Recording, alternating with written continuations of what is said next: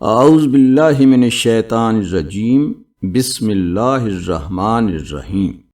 السلام علیکم۔ آج ہم سورۃ البقرہ کے 21ویں رکوع کا جائزہ لے رہے ہیں، اور اس کے لیے ہم تفہیم القرآن مولانا مودودی کی تفسیر سے مدد لیں گے۔ ہمارا مقصد ہے کہ ان آیات میں جو کھانے پینے کے احکام ہیں یا وہ جو بے بنیاد رسم و رواج ہیں ان کی نفی، اور پھر علم کو سمجھنے اور آگے پہنچانے کی ذمہ داری، ان سب پہلوؤں کو سمجھیں۔ تو آئیے ذرا گہرائی میں اترتے ہیں اور دیکھتے ہیں کہ اس میں کیا رہنمائی ہے۔ کبھی یہ خیال آیا کہ آخر کچھ چیزیں کھانے کی اجازت کیوں ہے اور کچھ کی نہیں، اور ان اصولوں کا اصل سرچشمہ کیا ہے؟ وعلیکم السلام۔ یقیناً، اور یہ آیات نا فوراً ایک بڑا کینوس سامنے رکھتی ہیں۔ یہ صرف حلال حرام کی لسٹ نہیں ہے، بلکہ یہ زندگی گزارنے کا ایک بنیادی اصول بتا رہی ہیں کہ اللہ کی نعمتوں کو استعمال کیسے کرنا ہے، اور خاص طور پر وہ جو انسان نے خود پر پابندیاں لگا لی ہیں، وہم کی بنیاد پر یا بس پرانی روایت سمجھ کر ان سے کیسے نکلا جائے۔ بالکل، تو شروع ہی آیت 168 سے ہوتا ہے، یا ایھا الناس کلوا مما فی الارض حلالا طیبا، لوگو زمین میں جو حلال اور پاک چیزیں ہیں انہیں کھاؤ۔ یہاں حلال اور طیب دونوں پر زور کیوں؟ کیا صرف حلال ہونا کافی نہیں تھا؟ جی، یہیں سے وہ گہری بات شروع ہوتی ہے۔ دیکھیں، حلال تو ہو گیا قانونی جواز، مطلب شریعت نے منع نہیں کیا، لیکن طیب کا لفظ معیار کو اونچا کر دیتا ہے۔ طیب یعنی پاکیزہ، فطری طور پر اچھا، صاف ستھرا، جسے طبیعت ناپسند نہ کرے۔ گویا اللہ صرف قانون کی بات نہیں کر رہا، بلکہ ایک بہتر، صحت مند، نفیس زندگی کی طرف بھی توجہ دلا رہا ہے۔ اور یہ حکم دیکھیں، یا ایھا الناس، تمام انسانوں کے لیے ہے، صرف مسلمانوں کے لیے نہیں۔ اچھا، یعنی زمین کی نعمتیں سب کے لیے ہیں، بس انتخاب کا معیار درست رکھنا ہے۔ اور ساتھ ہی فوراً ایک وارننگ بھی ہے، وَلَا تَتَّبِعُوا خُطُوَاتِ الشَّيْطَانِ، اور شیطان کے نقش قدم پر نہ چلو۔ کھانے پینے کے معاملے میں یہ شیطانی راستے کیا ہو سکتے ہیں؟ کیا مطلب ہے اس کا؟ تفہیم القرآن میں اس کی بڑی اچھی وضاحت ہے۔ یہ وہ وہمی پابندیاں ہیں، جاہلانہ تصورات جو لوگوں نے خود سے حلال چیزوں پر لگا دی ہیں۔ مثلاً فلاں جانور منحوس ہے، یا فلاں دن یہ نہیں کھانا، یا نہیں جی وہ بزرگ کے نام کی چیز ہی اچھی ہے۔ یہ سب شیطان کا کام یہی ہے کہ وہ ایسی بے بنیاد باتوں کو مذہب کا رنگ دے دیتا ہے، مقدس بنا دیتا ہے، وہ چیزیں دین میں گھسا دیتا ہے جن کا اللہ نے کوئی حکم نہیں دیا۔ تو یہ صرف وسوسہ نہیں، یہ پوری ایک گمراہی کی چال ہے۔ یہ نقطہ تو اگلی آیت 170 میں اور بھی کھل کر سامنے آتا ہے۔ جب ان لوگوں سے کہا جاتا ہے کہ اللہ کے حکم کی طرف آؤ، تو جواب ملتا ہے بل نتبع ما الفینا علیہ آبائنا، نہیں جی، ہم تو اسی راستے پر چلیں گے جس پر باپ دادا کو پایا۔ یہ دلیل تو آج بھی بہت سننے کو ملتی ہے۔ قرآن اس سوچ کو کیسے رد کرتا ہے؟ قرآن نا اس دلیل کی بنیاد ہی پر سوال اٹھا دیتا ہے۔ بہت منطقی سوال ہے۔ اولو کان آباؤہم لا یعقلون شیئا ولا یہتدون، یعنی کیا تم اس وقت بھی انہی کی پیروی کرو گے جب تمہارے باپ دادا نہ عقل سے کام لیتے ہوں، نہ سیدھے راستے پر ہوں؟ یہ صرف پرانی بات نہیں، یہ ہر زمانے کے انسان کے لیے سوال ہے کہ تمہارے عمل کی بنیاد علم اور دلیل ہے، یا صرف بس آنکھیں بند کر کے تقلید؟ قرآن واضح کر رہا ہے کہ وراثت میں ملی ہر چیز ٹھیک نہیں ہوتی۔ معیار عقل اور وحی ہے، صرف بڑوں کا عمل نہیں۔ یہ تو فکری آزادی کا مطالبہ ہے۔ اور جو لوگ یہ فکری آزادی استعمال نہیں کرتے، جو حق بات سننے سمجھنے کو تیار نہیں، ان کے لیے آیت 17:1 میں ایک بڑی عجیب مثال دی گئی ہے۔ وَمَثَلُ الَّذِينَ كَفَرُوا كَمَثَلِ الَّذِي يَنْعَقُ بِمَا لَا يَسْمَعُ إِلَّا دُعَاءً وَنِدَاءً، جنہوں نے انکار کیا ان کی مثال ایسی ہے جیسے چرواہا جانوروں کو پکارے، اور وہ ہانک پکار کی آواز تو سنے مگر سمجھے نہیں کہ کیا کہا جا رہا ہے۔ یہ مثال تھوڑی سی پیچیدہ لگ رہی ہے۔ پہلی تو یہ کہ یہ لوگ جو حق کو نہیں مانتے، وہ ان جانوروں کی طرح ہیں جو اپنے چرواہوں یعنی اپنے گمراہ لیڈروں یا روایتی رہنماؤں کے پیچھے بس چلتے رہتے ہیں۔ وہ صرف شور سنتے ہیں، یہ نہیں سمجھتے ہیں کہ انہیں کہاں لے جایا جا رہا ہے، ان کا انجام کیا ہوگا۔ ٹھیک، یعنی اندھی تقلید کی ایک تصویر۔ اور دوسری تشریح کیا ہے؟ دوسری تشریح کا تعلق ہے حق کی دعوت سننے سے۔ جب ان لوگوں کو اللہ کی بات سمجھائی جاتی ہے تو وہ الفاظ تو سن لیتے ہیں، جیسے جانور چرواہے کی آواز سنتا ہے، مگر بات کی روح کیا ہے، اس کا مطلب کیا ہے، اس کی اہمیت، وہ ان کے دل و دماغ تک پہنچتی نہیں۔ उनके कान सुन रहे हैं मगर समझ के दरवाजे बंद हैं। इसीलिए आगे कहा, सुम बुकमुन उमयुन फहुम ला याकिलून। ये हक के मामले में बहरे, गूंगे और अंधे हैं, इसलिए समझते नहीं। ये सिर्फ जिस्मानी माजूरी नहीं, ये रूहानी और फिक्री माजूरी का बयान है।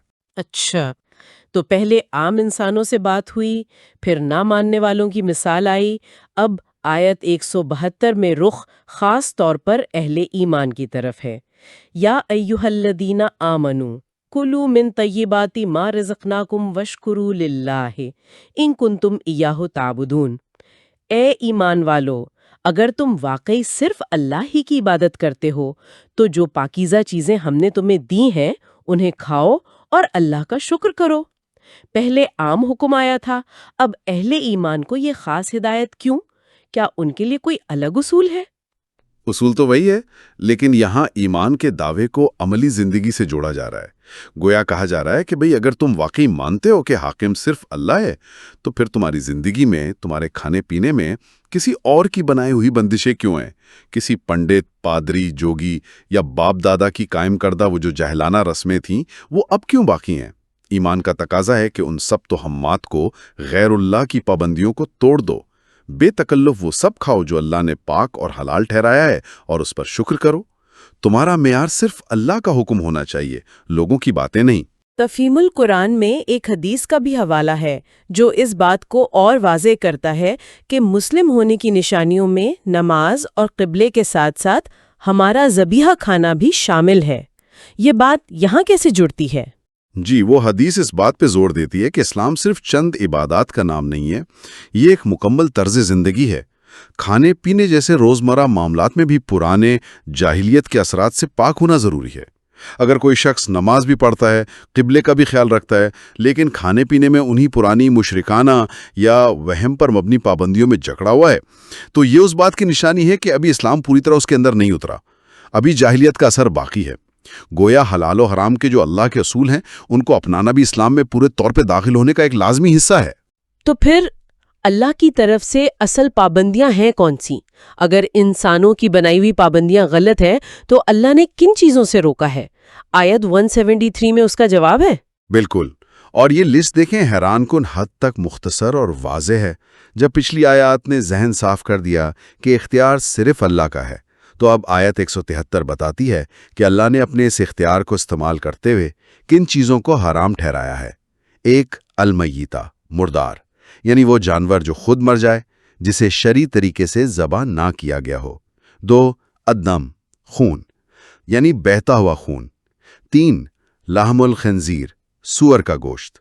और 4, वमा ओहिला बिही लिगैरिल्लाह, और वो चीज़ जिस पर अल्लाह के सिवा किसी और का नाम पुकारा गया हो। ये आखिरी नुक्ता, जिस पर अल्लाह के सिवा किसी और का नाम लिया गया हो, इसकी थोड़ी वजाहत ज़रूरी है।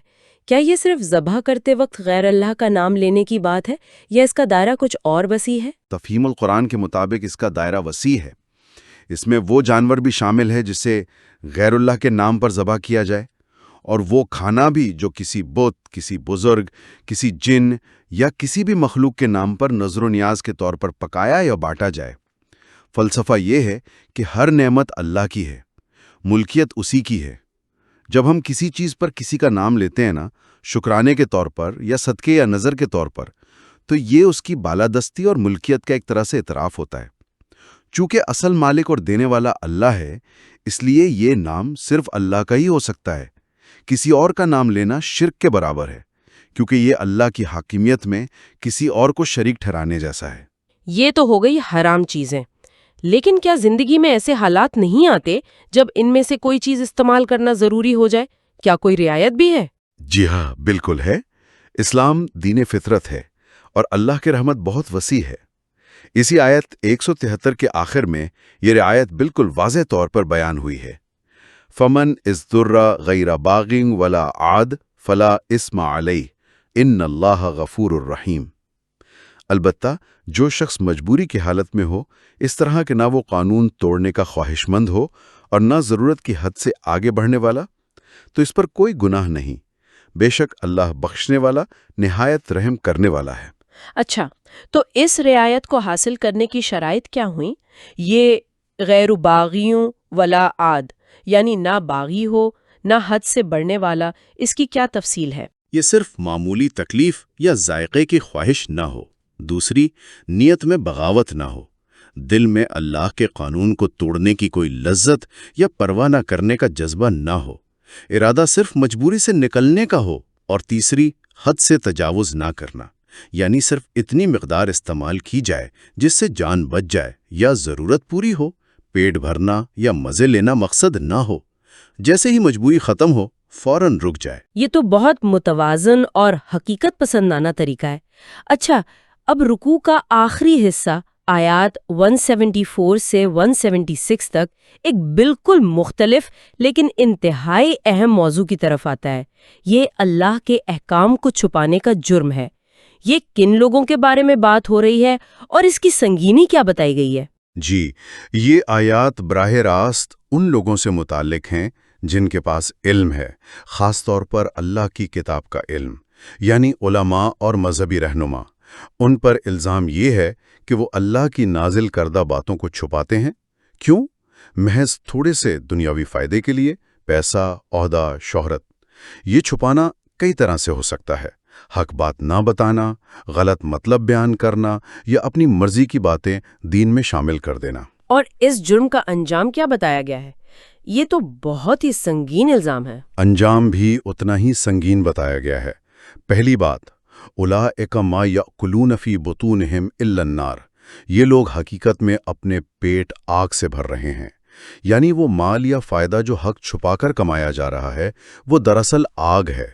دوسری بات، ولا یکلمہم اللہ یوم القیامہ، قیامت کے دن اللہ ان سے بات تک نہیں کرے گا، یہ شدید ترین ناراضگی کی علامت ہے۔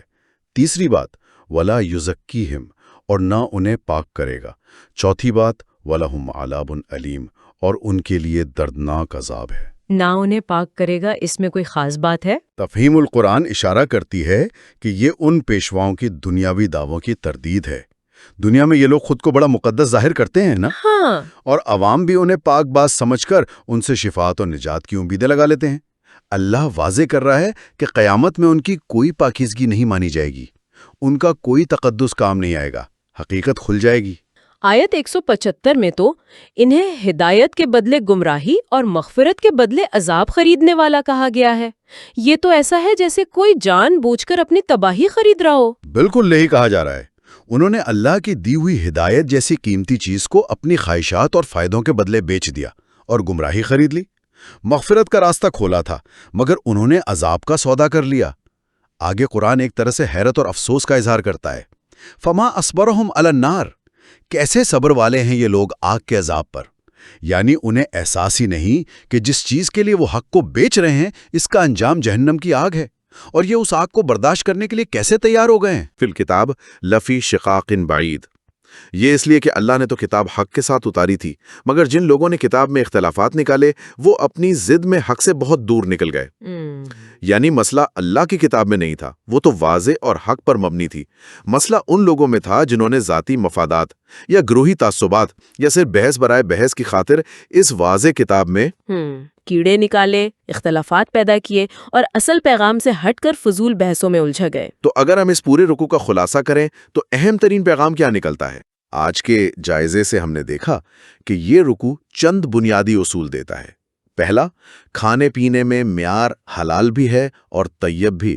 دوسرا، اللہ کی حاکمیت سب سے اوپر ہے، انسانوں کی بنائی ہوئی بے بنیاد پابندیاں اور باپ دادا کی اندھی تقلید یہ قابل قبول نہیں۔ تیسرا، اللہ کی طرف سے حرام کردہ چیزیں متعین اور محدود ہیں، اور ان میں بھی مجبوری میں رعایت ہے۔ اور چوتھا اور شاید سب سے اہم کہ علم، خاص طور پر اللہ کا دیا ہوا علم، ایک امانت ہے۔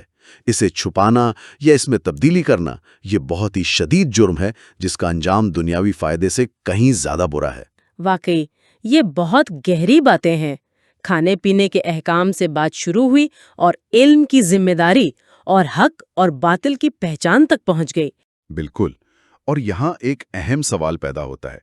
جو بات ان آیات سے سمجھ آتی ہے نا، وہ صرف کھانے پینے یا پرانے قصوں تک نہیں ہے، یہ آج بھی اتنی ہی اہم ہے۔ بنیادی اصول کیا ہے کہ ہماری زندگی کے فیصلے، ہمارے عقائد، ہمارے اعمال، کیا وہ علم، دلیل اور اللہ کی ہدایت پر مبنی ہے؟